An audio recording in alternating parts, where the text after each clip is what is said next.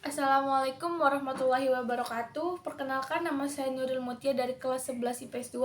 Saya ingin menjelaskan pelajaran sejarah peminatan bab kedua dan bab ketiga.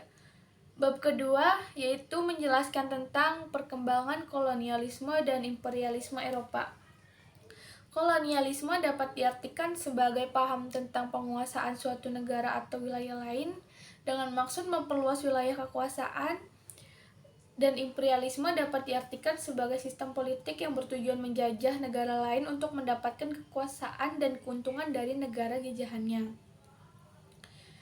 Imperialisme dibagi menjadi dua, yaitu imperialisme kuno dan imperialisme modern. Imperialisme kuno terjadi sebelum revolusi industri. Tujuan imperialisme kuno adalah semboyan 3G, Gold, Glory, dan Gospel. Sedangkan imperialisme modern terjadi setelah adanya peristiwa revolusi industri di Inggris sekitar abad ke-18.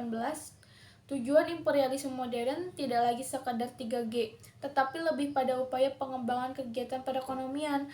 Faktor-faktor yang melatar belakangi kolonialisme dan imperialisme Eropa adalah yaitu mekanisme suatu kebijakan politik ekonomi dari negara-negara imperialisme yang bertujuan untuk memupuk kekayaan berupa logam mulia sebanyak-banyaknya sebagai ukuran kekayaan, kesejahteraan, dan kekuasaan. Kebijakan perencanaan dan pelaksanaan ekonomi merkantilisme dibagi menjadi 3. 1. Perusahaan mendapatkan logam mulia sebanyak-banyaknya. 2. Meningkatkan perdagangan luar negeri. Dan 3. Mengembangkan industri berorientasi ekspor. Sedangkan revolusi industri adalah rentetan penemuan atau peningkatan hasil yang luar biasa. Sedangkan bab ketiga menjelaskan tentang perkembangan paham-paham besar di dunia. Revolusi budaya yang berlangsung di Eropa sekitar abad ke-16 telah mengubah dan membuka pikiran manusia yang selama ini terkungkung oleh dominasi para bangsawan dan gamawan.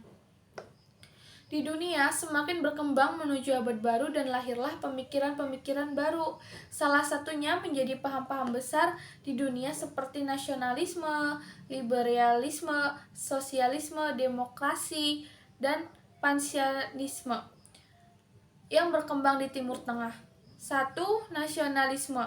Nasionalisme merupakan sebuah paham yang mempersatukan serta mempertahankan kedaulatan wilayah atau sebuah negara yang memiliki kesamaan dan konsep identitas seperti kesamaan budaya, bahasa, wilayah, dan cita-cita. 2. Liberalisme.